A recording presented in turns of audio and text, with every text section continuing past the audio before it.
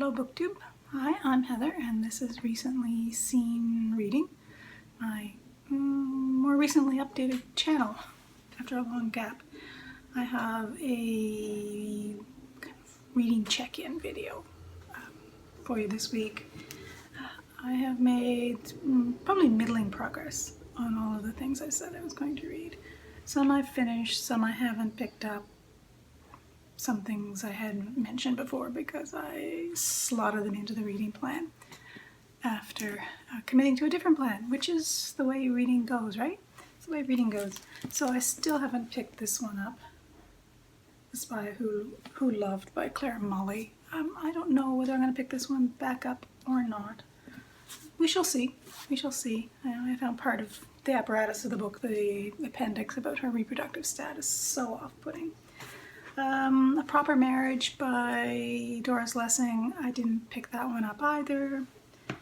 And I did finish this one, which doesn't look like much. Plain binding. This is Simone de Beauvoir's Inseparable, her novel she wrote but did not publish in the early 50s, right around the time that she published The Mandarins. So I've read this, but I'm not going to talk about it because it's part of a group discussion, which I'll have in 3 or 4 days. 3 or 4 days? Something like that. More about this later, probably. What else is in the physical stack? This one, which I mentioned in my last video, Elizabeth Wilson's Lost Time Cafe. So I've started this. It's positioned as a mystery novel, and it's, I think, very much of its time. So it was published in 1993, so just at the very early stages of third wave feminism. So there's lots of echoes here of the conversations around pornography, sexual freedom, as well as conversation around big political changes. So many of the characters in this novel have been previously associated with the Communist Party, which is essentially no more. Not making much headway in this. Don't know whether it's just because I'm distracted and picking it up and putting it down, or whether there's a structural problem with the way the novel is plotted. Since it's a mystery novel, it should really pull me along, and it's not. But I'm going to try and finish it because I'm interested in the intersection of the intensely politicized version of feminism of the early 90s and the always politicized communism. Right? So this may make a reappearance. What I don't have in physical form are 2 novels, which I was very grateful to get from NetGalley. One's a novel, sorry, and one's a big collection of newspaper essays. The first is the one that I'm most happy to have had access to early and to have read, and that's Mavis Gallant's Montreal Standard Time. So Gallant started out her professional career as a journalist working for the Montreal Standard, and these are a collection of about a third of the pieces she published at the Standard between 1944, so towards the tail end of the war, to 1950 when she left for Paris, where she lived for the rest of her life. She had a long, happy life. And they're interesting things to read. The editors have been quite clever in which pieces they've selected, which is always a good thing to see in a collection of journalistic pieces which are kind of all over the map potentially. On topic, they're all arranged chronologically. It's a third of her output, but the items selected all it's probably an exaggeration, but most of them have a connection to contemporary, 21st century interests or events. So, for example, there are several pieces about what Gallant and the people of the time called DPs, displaced persons, so essentially refugees from the European War. And that echoes in the language and the concerns that she explores in those pieces, find echoes in contemporary culture. So in that, the editors have been very clever in what they've chosen. They also have provided annotations at the tail end of the book, which are helpful. Some of the annotations are stronger than others, but they really do help situate you in the print culture and political culture of the period. One of the nicest touches about this book, which it makes it much more attractive, I think, probably as a a book to buy in print as a gift for somebody would be the inclusion of photographs of the pages in which these often quite short articles appeared in the Standard. So the Standard typically included lots of photographs and spot cartoons.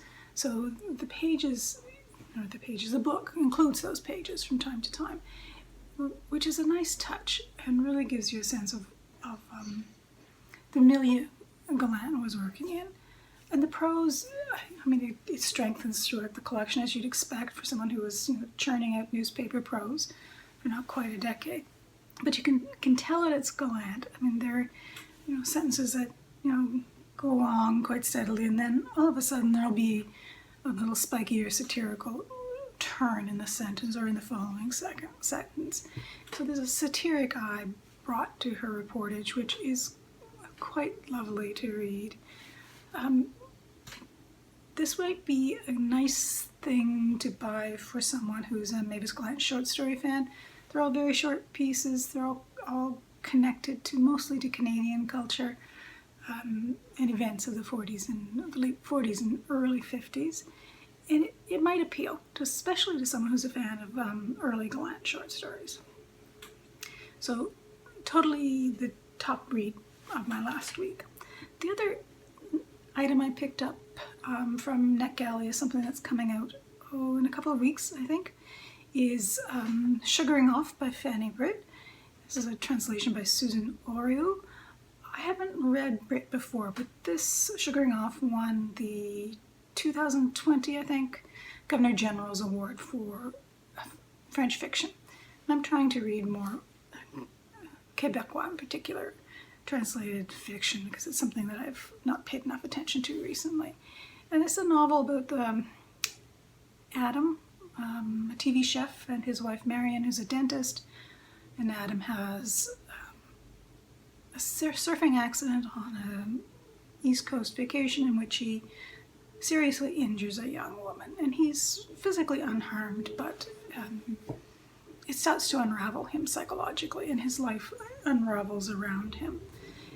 And the novel's full of attention to the superficiality of Adam and Marion's lives, and there's quite a bit of implicit critique of the superficiality of the lives of rich. And this, satire play here, and there are all these kind of contrasting characters. There are characters who are clearly in a middle class or lower middle class, working class families that are being used to contrast with Adam and Marion, and that kind of juxtaposition, since it's not particularly heavy-handed works.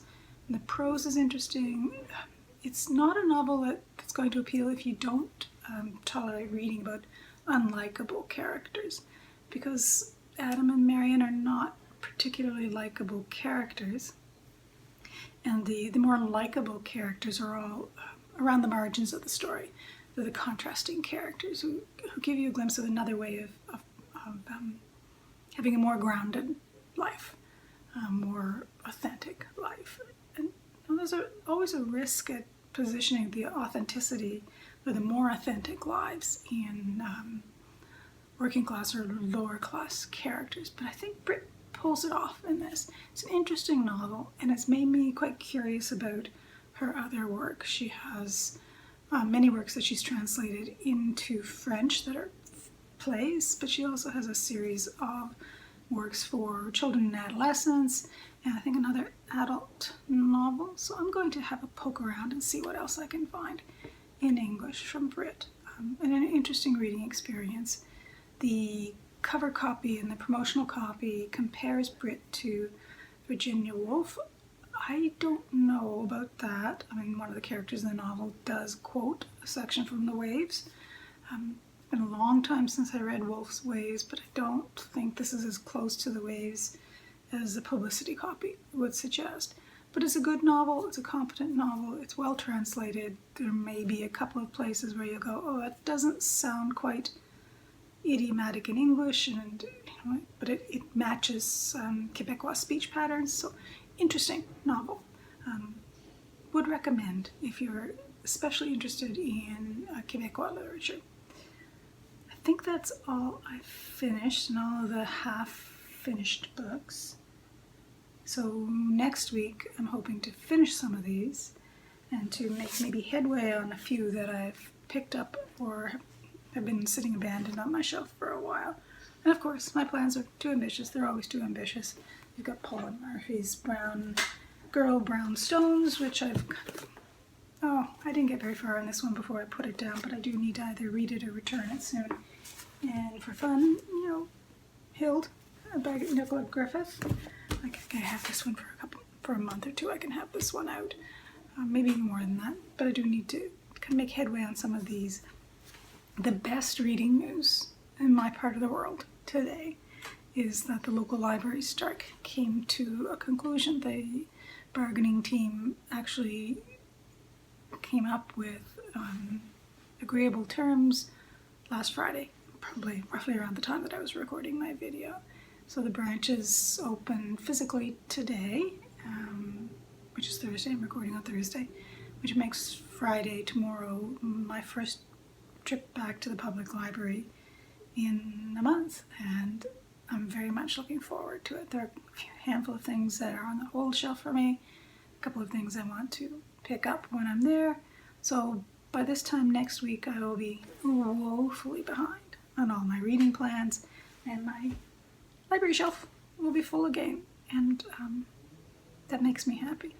The other thing that makes me happy is that while I know the contract for the library workers is not everything the workers wanted, they made some significant gains in things that won't look like much to outsiders, but they're gains that will affect the earnings and future earnings of the people who are the most poorly paid in the system. And I think that's an admirable thing for the library staff to have insisted on, that they were looking out not just for the people who are in the middle or the top ranks of the library pay scales, but the people who are at the very, very bottom, the people who are making $1.25 over minimum wage, which would mean that they're paid about $6.50 an hour, and the living wage in the city I live in is $28.50 an hour. So it feels from the outside, I'm sure, like a minor victory, but from the inside, I know that it is a huge positive change for people. And the union now, I hope, has left the 3 weeks of the strike with lots of understanding of how to negotiate, how to run a strike, how to support the people who are on strike, and how to engage the public in supporting the union. It's the union that'll get these people paid more. And they deserve more. Because, they deal with horrific things in some of these branches. Horrific things. And you can imagine what all of those things are. But the good news is that there's a contract in place. People will be being paid more. It will make a difference over time. And I can get my books. And I can return the ones that have been sitting here waiting. And go on. They can go on their way to other people.